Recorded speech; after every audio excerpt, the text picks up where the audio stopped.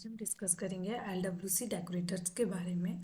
LWC में decorators क्या होते हैं, कितने टाइप्स के होते हैं और with example. Let's start. Basically decorators क्या होते हैं? जब भी हमें किसी भी प्रॉपर्टी या मेथड में स्पेशल बिहेवियर ऐड करना होता है तो हम डेकोरेटर्स का यूज़ करते हैं। डेकोरेटर कंट्रोल करते हैं data flow, reactivity and communication between the component and the Salesforce data.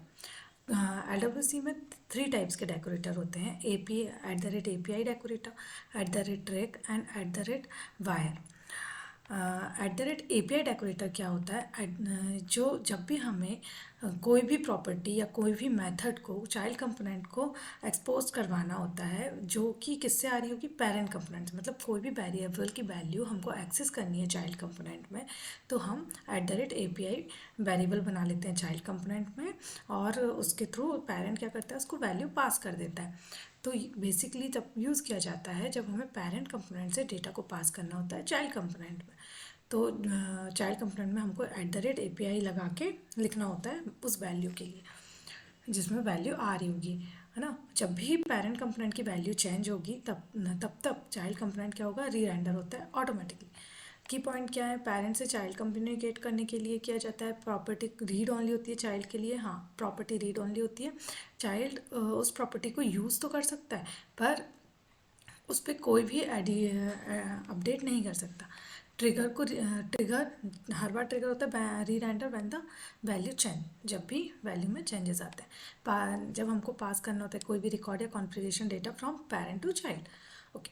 Track decorators क्या होता है? ट्रैक डेकोरेटर्स किसी भी प्रॉपर्टी को रिएक्टिव बनाने के लिए हम इसका यूज़ करते हैं। रिएक्टिव क्या होता है? रिएक्टिव मतलब जब भी कोई इनिशियल लेवल, इंटरनली लेवल पे कोई भी वैल्यू चेंजेस होती हैं तो उसका डेटा हमको रिफ्लेक्ट करवाना है यूआई में, तो उस प्रॉपर्टी को कहते हैं रिएक्टिव। तो जब भी हमें किसी चीज़ को बनाना होता है, जिस भी प्रॉपर्टी को रिएक्टिव बनाना होता है, तो हम उसके आगे @ट्रैक लगा देते हैं। ट्रैक का बेसिकली यूज़ होता है ऑब्जेक्ट और एरे के केस में। जब भी किसी भी ऑब्जेक्ट की प्रॉपर्टीज़ चेंज होती है या अब एरे अब में पुश होता है कोई वैल्यू या अपडेट होता है, तब हम इसका यूज़ करते हैं, है ना। अगर किसी भी ऑब्जेक्ट या एरे में हम वैल्यू सिर्फ रीअसाइन कर रहे हैं, है ना, और तब ट्रैक नहीं लगा है, तो भी हमारी वैल्यू यूआई में दिख जाएगी, क्योंकि रीअसाइनमेंट में ट्रैक की ज़रूरत नहीं होती, वो उसको ऑलरेडी समझ लेता है कि ये रिएक्टिव है। तो जो LWC change inside the array and object, when any initial value, internal value change, the UI update automatically, mainly required for object and array।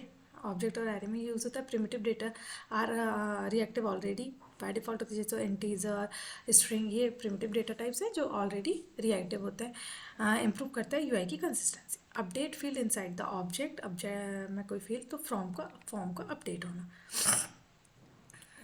Wire decorator क्या होता है? वायर डेकोरेटर एक रिएक्टिव सर्विस होती है, use करता है, reactive service है जो यूज़ की जाती है डेटा को फैच करने के लिए फ्रॉम सेल्सफोर्स, एपेक्स, LDS और UI API के लिए।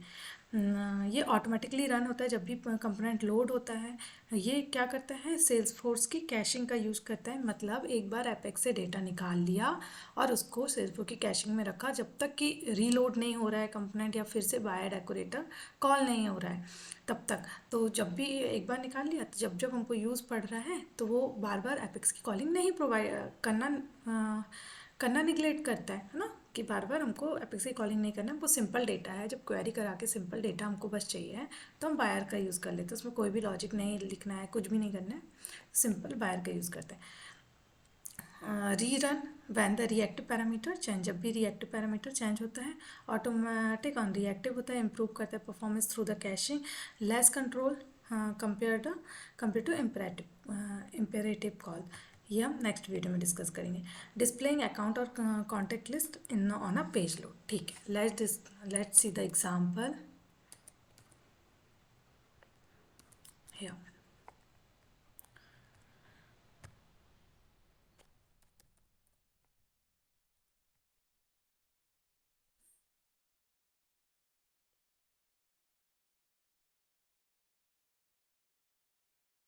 यहाँ मैंने एक कंपोनेंट बनाया है, ये पेरेंट के अंदर डिफाइन किया है तीनों डेकोरेटर को एग्जाम्पल करने के लिए। यहाँ पे मैंने एक अकाउंट टाइप बनाया जिसमें दो वैल्यू असाइन किए, कस्टमर एक पार्टनर, उसी के साथ मैंने रिफ्रेश की एक बटन दी है। और ये जो पार्ट है ये चाइल्ड का कंपोनेंट के थ्रू दिख रहा है जब भी मेरी इसमें वैल्यू चेंज हो रही है। जैसे मैंने पार्टनर किया तो ये वैल्यू चेंज में ये दिख रहा है। चलो, और जब मैं इस पर क्लिक करती हूँ किसी भी अकाउंट पे तो उसके अंदर के कॉन्टेक्ट्स दिखते हैं मुझे। लेट्स सी दिस, है ना, there is a contact list. Okay, let's see the code.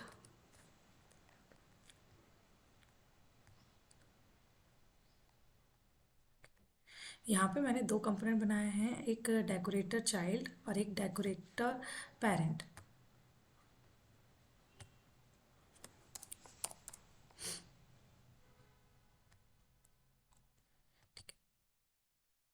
सबसे पहले मैंने एक क्लास बना ली जो मुझे क्या कर रही है, अकाउंट और कॉन्टेक्ट प्रोवाइड करवा रही है based on record sorry type जो मैं पिक लिस्ट में सेलेक्ट कर रही हूँ।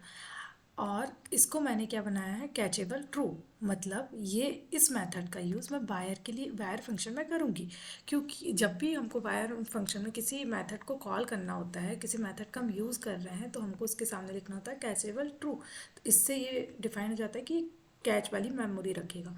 अब मैं इसमें जाती हूँ पेरेंट कंपोनेंट, ये है मेरा पेरेंट कंपोनेंट। पेरेंट कंपोनेंट में मैंने कम्बो बॉक्स बनाया सिंपली, इसमें वैल्यू दी है अकाउंट टाइप की और ये हैंडल चेंज किया है। साथ ही साथ मैंने एक अपना चाइल्ड कंपोनेंट को यहाँ पे कॉल किया जिसमें मैं पास कर रही हूँ अकाउंट टाइप की वैल्यू, है ना। अकाउंट टाइप की वैल्यू किस किस मैं पास कर रही हूँ, चाइल्ड कंपोनेंट में थ्रू द पेरेंट कंपोनेंट। तो मुझे ये जो चाइल्ड कंपोनेंट में है ये मुझे पेरेंट इसमें लिखना पड़ेगा @API करके। @API ये डिफाइन करेगा कि इस टाइप का जो अकाउंट टाइप है इसकी जो वैल्यू है वो कहाँ से आने वाली है, पेरेंट से आने वाली है। और पेरेंट में मैंने इसकी वैल्यू ऐसे असाइन की है लाइक दिस। यहाँ पे वेरिएबल जो भी हमारा है उसको लिख देते हैं, वेरिएबल का नेम, और जो भी वैल्यू हमको पास करनी है उसके अंदर वो वैल्यू डिफाइन कर दी। अब ये जो है ठीक है, तो जब भी हमको पेरेंट से कोई किसी चीज़ की प्रॉपर्टी की वैल्यू चाहिए है तो हम @API लगा के लिख देते हैं। हाँ, सबसे पहले चीज़ कि हमें जब भी हमें कोई भी डेकोरेटर हमारे कंपोनेंट में यूज़ करना होता है तो हमको यहाँ पे डिफाइन करना होता है सबसे पहले कि हम कौन कौन से डेकोरेटर हमारे कंपोनेंट में यूज़ कर रहे हैं। This one lightning element, API, track and wire मैंने यूज़ किए हैं, तो मैंने ये तीनों डिफाइन किए। अब ये API प्रॉपर्टी है ना, जब भी हमको कोई वैल्यू सिंपली चाहिए है पेरेंट टू चाइल्ड तो ऐसे डिफाइन कर देता है। अब मैंने क्या किया हुआ है कि दो ट्रैक वेरिएबल बनाया। बेसिकली ये ट्रैक की इधर पे ज़रूरत नहीं थी, पर मैंने डिफ़ाइन करने के लिए बताया कि ये वेरिएबल हैं और मुझे इस कंपोनेंट में ट्रैक की ज़रूरत बेसिक नहीं पड़ी है, नीड नहीं पड़ी है। तो इसलिए मैं आपको एक सिंपल एग्जांपल बताती हूँ। अगर मेरा ये जो कॉन्टैक्ट होता है वो एरे टाइप का होता तो मैं क्या लगाती, उसके आगे @ट्रैक लगाती और उसकी वैल्यू रीअसाइन ना करके उसकी वैल्यू अपडेट करती। जो वैल्यू थी उसके साथ क्या लगा दो, जो न्यू कॉन्टैक्ट में जो भी वैल्यूज़ है वो ऐड कर दो। तब मैं क्या करती, ट्रैक का यूज़ करती, तो ये वैल्यू मेरे को कहाँ पे रिफ्लेक्ट हो जाती, मेरे UI में जब भी इन वैल्यू में चेंज होता। अब आता है बायर की बात। अब मैंने इधर पे एक दो चीज़ बनाई है, एक बायर प्रॉपर्टी, एक बायर फंक्शन। तो सबसे पहले हम बायर प्रॉपर्टी को समझेंगे। बायर प्रॉपर्टी में मैंने क्या किया है कि मैंने अपनी मेथड को कॉल किया है। दिस मेथड मैंने यहाँ डिफाइन की हुई है ना, इस मेथड को मैंने इस इधर पे कॉल किया है। साथ में रिएक्टिव पैरामीटर डिफाइन किया है। हाँ, ये ये डॉलर सिंबल डिफाइन करता है कि ये रिएक्टिव पैरामीटर। टाइप में मैंने डाला है ये रिएक्टिव पैरामीटर जो मुझे API के थ्रू मिल रहा है, पेरेंट से यहाँ पे आ रहा है। और जब भी रिएक्टिव पैरामीटर चेंज होगा, है ना, तो क्या होगी, इसकी वैल्यू ये बायर फंक्शन रीलोड होगा, रिकॉल होगा। और इस बायर से मैंने क्या किया, डायरेक्ट ले लिया अकाउंट। ये होती है प्रॉपर्टी, जब हम डेटा को डायरेक्ट ही ले लेते हैं विदाउट कोई लॉजिक लगाए। हमें जब कोई भी लॉजिक नहीं लगाना, उसमें कोई कंडीशन नहीं लगाना, तो वो ऐसा क्या होती है, प्रॉपर्टी। अब जब ये अकाउंट को मैं फैच करूँगी ना, ट्रेड करवाऊँगी, तो मुझे इस टाइप से ट्रेड कराना होगा क्योंकि इस अकाउंट के पास डेटा भी है विद एरर भी है। तो लाइक दिस, है ना, यहाँ मैंने लूप लिखी है और ये अकाउंट और डॉट डेटा करके मैंने उसे इटरेट कराया क्योंकि मैं डेटा को ही इटरेशन में ला रही हूँ, एरर को नहीं। मैं डायरेक्ट अकाउंट को इटरेट नहीं करवा सकती क्योंकि ये एज अ एरे के फॉर्म में अभी मेरे पास। अब मैंने क्या किया है, जब अकाउंट मेरे शो हो गए तो किसी भी अकाउंट पे क्लिक में मैंने ये चलवाया अपना ये हैंडल अकाउंट क्लिक। इस टाइम पे मैंने सिलेक्टेड अकाउंट की आईडी, जो करंट की आईडी है जो सिलेक्टेड हुई है, वो असाइन की। अब जब भी इसकी वैल्यू में चेंजेस हुआ तब मेरा क्या चलेगा, बायर, है ना, बायर फंक्शन कॉल होगा। तो ये फंक्शन बनाया है ना। इस पे मैं आपको दिखा रही हूँ कि इसमें वैल्यूज़ कैसे आती हैं और कैसे कंडीशन लगा सकते हैं, है ना। तो इसमें वायर फंक्शन बनाया मैंने। वायर के अंदर पहले वायर कॉन्टैक्ट के अंदर मेरा पूरा का पूरा होल रिजल्ट डाल दिया। उसके बाद मैंने क्या किया, उसमें कंडीशन लगाई कि अगर डेटा है तो क्या करो, आप कॉन्टैक्ट में वो डेटा दे दो और साथ ही साथ शो कॉन्टैक्ट जो है मेरा वेरिएबल, उसको ट्रू करा दो। अगर एरर है तो कंसोल में एरर दिखा दो। अब जब मेरे पास इस टाइप से डेटा आ रहा है ना, तो मैंने इस कॉन्टैक्ट में बेसिकली सीधा का सीधा डेटा डाला है। तो अब मुझे डॉट करके डेटा को इटरेट नहीं कराऊंगी, मैं सीधे कॉन्टैक्ट को इटरेट कराऊंगी। ये कॉन्टैक्ट है फॉर ईच में डायरेक्ट मुझे वैल्यूज़ मिल जाएगी। यहाँ पे मैंने डेटा को इटरेट कराया था, ACC में सारी वैल्यूज़ मिल रही थी मुझे, यहाँ पे कॉन में पूरी वैल्यूज़ मिल रही। साथ ही साथ मैंने इसमें कंडीशनल लगाई है और शो कॉन्टैक्ट को ट्रू किया है। तो जब भी हम प्रॉपर्टी को डिफाइन करते हैं जब हमको नॉर्मली डेटा चाहिए, उसमें कोई कंडीशन नहीं लगानी, सिंपली डेटा मिल जाए। और वायर फंक्शन का तब यूज़ करते हैं जब हमें कोई कंडीशन लगानी हो, है ना, कंडीशन के बेस में हमको डेटा चाहिए, तब हम वायर का यूज़ करते हैं। साथ ही साथ वायर फंक्शन हमें ये फंक्शनलिटी प्रोवाइड कर पाता है कि हम इसको रिफ्रेश एपेक्स कर सकते हैं, है ना। मतलब जब भी हमारा पैरामीटर सेम है पर डेटा सेल्सफोर्स के डेटाबेस में कोई भी चेंजेस हुए हैं, है ना, वो डायरेक्ट हमको रिफ्लेक्ट नहीं होंगे, क्योंकि हमारा वायर क्या कहता है कि जब भी पैरामीटर में चेंजेस हो रहे हैं तभी वायर को फिर से रीरन कराओ, है ना, अदरवाइज रीरन मत करो।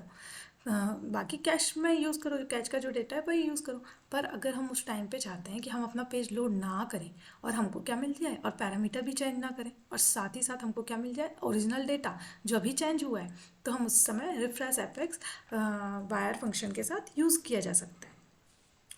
ये अब मैंने इसमें API भी दिखाई है और रिफ्रेश फंक्शन भी। This is a apex function. यहाँ पे मैंने सिंपली बता दिया कि बायर कॉन्टैक्ट रिजल्ट को फिर से आप कॉल कर दो, ठीक है। तो ये मेरा रिफ्रेश एपेक्स है, इसको फिर से रिफ्रेश कर दो।